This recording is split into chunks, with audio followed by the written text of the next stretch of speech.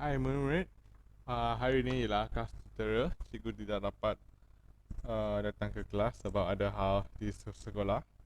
Okay. Hari ini cikgu akan tunjukkan cara untuk membuat satu soalan di buku Power Up. Muka surat 107, soalan 24B.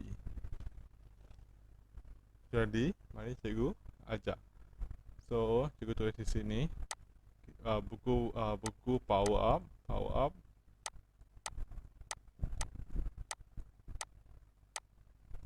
muka surat 107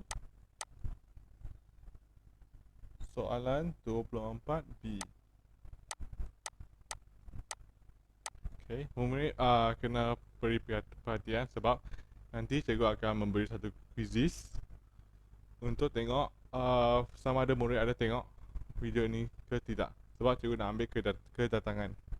Okey. Oleh itu, mari kita mula. Okey, ini buku Power Up muka surat 107 24B. Soalan 24B. Okey, mari cikgu padang di sini. Ya, mari kita buat. Cikgu pilih soalan ni sebab soalan ni dia adalah amat unik. Dia adalah susah. Dia kena murid kena berimajinasi dengan baik untuk membuat soalan ini. Okey, mari kita mula. Dalam raja, okey.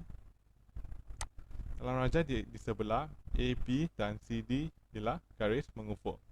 AB, CD ialah garis mengufuk. Sudut dongak B dari D ialah 40 darjah. Cari nilai P tambah Q. Okey. Mari kita cuba. Okey. Dia kata sudut dongak B dari D ialah 40 darjah. Okay.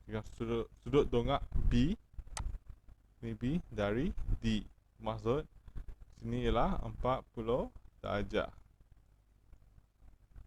Dan garis CD ialah garis mengufuk. Okey. Mari kita imbaskan kembali apa yang kita belajar. Kita belajar sifat pedalaman, sifat selang-seli dan sifat sepadan.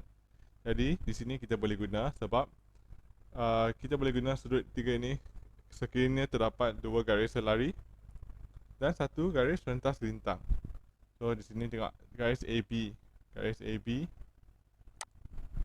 dan garis CD dan garis selari yang sama. Dan garis B, D lah garis rentas lintang. Di sini. Seorang melukis garis ini, dia tidak melepasikan, tetapi dia ada sentuh dua garis tersebut. Jadi ini ialah garis rentas lintang. Okey. Jadi seorang kata yang di sini ialah 40 darjah. So, A, B, C, D. Okey, 40 darjah. Jadi, mari imbas kembali. Di sini bentuk U. Bentuk U adalah sudut pedalaman. Jadi, sudut pedalaman ialah hasil tambah mesti menjadi 180 darjah. Jadi, sini sudut ini tambah dengan sudut 40 darjah mesti akan menjadi 180 darjah. Jadi cikgu guna simbol theta. Simbol ini sebagai satu tak apa, yang ini susah sikit. Okey. Okey, sudut B. Kita panggil sudut B tambah dengan 40 darjah akan menjadi 180 darjah. Jadi sudut B ialah 180 darjah tambah dengan tolak dengan 40 darjah. Jadi sudut B adalah 140 darjah. Jadi sudut ini ialah 140 darjah. Okey, mari kita tengok P. Tengok di sini ialah satu putaran yang lengkap. Jadi sudut untuk putaran lengkap ialah 360 darjah. Okey. Jadi 360 darjah. Jadi hasil tambah mesti menjadi 163, hasil tambah mesti menjadi 360 darjah.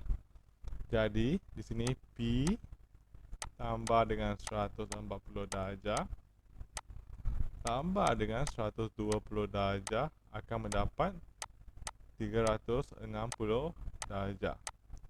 Jadi P ialah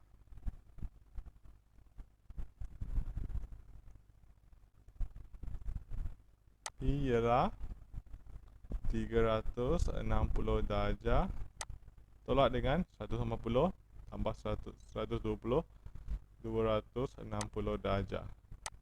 Jadi P kita akan dapat 100 darjah. Jadi P ialah 100 darjah. Okey, kita dah cari P. Sekarang kita dah cari Q. Kita cari Q adalah susah sikit sebab dia di sini sudut ni dia separate dengan sudut lain. Jadi kita tak ada banyak informasi. Oleh itu mari kita cuba buat. Okey, P ialah 100 darjah. So sini ialah 40 darjah. Jadi Q, siapa ada idea untuk buat? Mari kita ambil masa seminit untuk fikir cara untuk dapat nilai Q.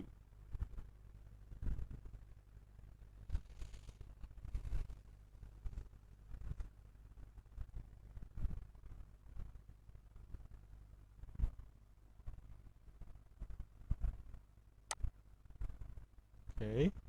Tengok di sini, sini adalah garis selari. Garis selari ini sama dengan B, E sama dengan F, C. Jadi kita cuba lukis dia panjang di sini. Dan sini ialah panjang. Okey, garis CD ialah garis selari, bermaksud dia akan terus sampai ke hujung. Jadi di sini kita lukiskan je garis yang panjang. Okey. Ingat murid, ingat balik. Sekiranya ada dua garis selari dan satu garis rentas lintang, dan kita boleh guna sifat sudut sepadan, selang-seli dan pedalaman. Jadi di sini kita tengok. Sini ada garisnya. So yang ini. So 120 adalah sama dengan sudut di sini 120 darjah. Okey. Okey, dah dapat. Jadi okey, murid ingat imbas kembali minggu kedua kita belajar sudut pada garis bersilang. Sekiranya terdapat dua garis yang bersilang, dua garis lurus yang bersilang, baru kita boleh guna sudut bersebelahan dan sudut bertentangan. Jadi kita tengok garis EB ini ialah garis selari. Garis DC ialah garis selari juga. Jadi mereka dua adalah garis yang lurus. Jadi kita boleh guna sifat sudut bertentangan. Jadi di sini ialah 120 darjah. Okey murid. Sekarang cari Q. Kita dah hampir siap. Okey. Tengok di sini, sini ada dua garis selari. Dan ini ialah garis rentas lintang. Jadi kita boleh guna sudut pedalaman. Jadi kita panggil ini sebagai sudut C. Jadi sudut C tambah dengan 120 darjah akan mendapat 180 darjah. Jadi sudut C ialah 180 tolak dengan 120, mendapat 60 darjah. So di sini ialah 60 darjah. Okey. Sini ialah garis selari. Maksud dia adalah garis yang lurus.